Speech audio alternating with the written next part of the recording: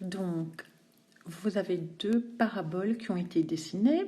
La parabole rouge, c'est la parabole 6x moins 2x carré. La parabole verte, c'est la parabole f de x égale x carré. On vous demande, première question, conjecturer graphiquement l'ensemble des réels. Ça veut dire quoi, conjecturer? Ça veut dire lire le graphique et donner les solutions pour lesquelles la fonction g est au-dessus de la fonction f.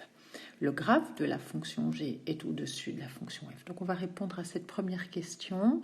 Quand est-ce que f, donc la courbe de g, au-dessus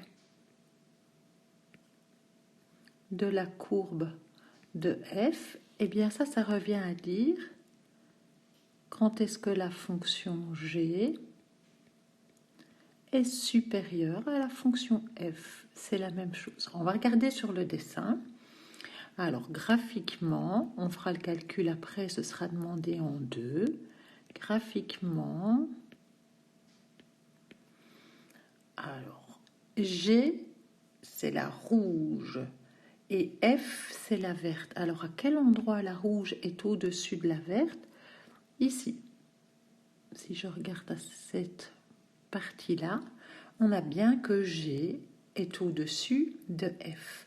Et ça a l'air d'être entre 0 et 2. Donc on va écrire graphiquement, ça veut simplement dire que G est au-dessus de F si et seulement si X est compris entre 0 et 2. Et alors c'est plus grand ou égal, c'est pas strictement supérieur, c'est quand est-ce qu'elle est au-dessus de F. Voilà, donc j'ai fini le travail au niveau graphique. Maintenant, on vous demande de résoudre le problème par calcul. Alors, qu'est-ce qu'on doit faire? Ça veut dire qu'on doit résoudre l'inéquation g de x plus grand ou égal à f de x. On a déjà fait ça beaucoup de fois avec des tableaux de signes, donc on va le refaire. Si et seulement si 6x, ça c'est g de x, est supérieur ou égal à f de x. Comment est-ce qu'on résout ce genre d'équation? On met tout dans le même membre. Donc 6x moins 2x carré moins x carré supérieur à 0. Si et seulement si moins 3x carré plus 6x supérieur à 0. Je peux soit calculer delta, mais je peux aussi factoriser de manière plus rapide en mettant 3x en évidence, qui multiplie moins x plus 2 supérieur ou égal à 0. Alors, je peux réduire un peu. Donc, comment est-ce que je vais résoudre ça? Je vais résoudre ça d'abord, je dois chercher les racines. Donc, racine pourra mettre dans le tableau de signes. Racine de 3x moins x plus 2. Il y en aura peut-être plusieurs.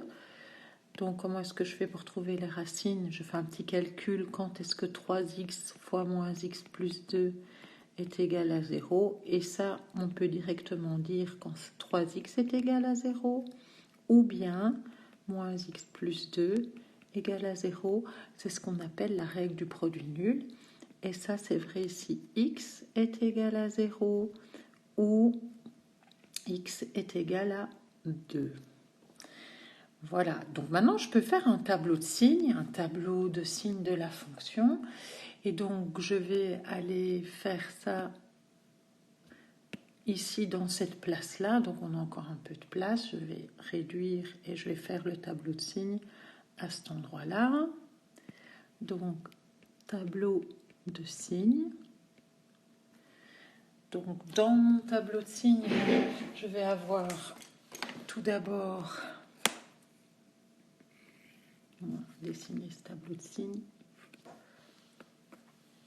Moins l'infini, plus l'infini. Ensuite, on met 0 et 2. Je cherche le signe de moins 3x carré plus 6x. Je connais les racines, c'est quand x vaut 0, quand x vaut 2. Et donc, qu'est-ce que je regarde? Je regarde ici le signe qui est négatif, et donc là je mets un plus. Et donc ailleurs c'est négatif, négatif.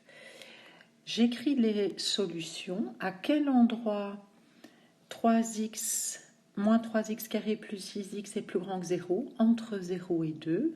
Donc en fait les solutions sont comprises ici entre 0 et 2. Regardez, c'est ce qu'on avait bien mis avant graphiquement. Donc je peux écrire que la solution, c'est tous les réels de 0 à 2. Voilà pour l'exercice 27. J'espère que vous avez bien compris. Donc ce qui est important dans cet exercice, c'est quand on doit comparer des courbes, dire quand une est au-dessus ou en dessous, on doit faire une inéquation.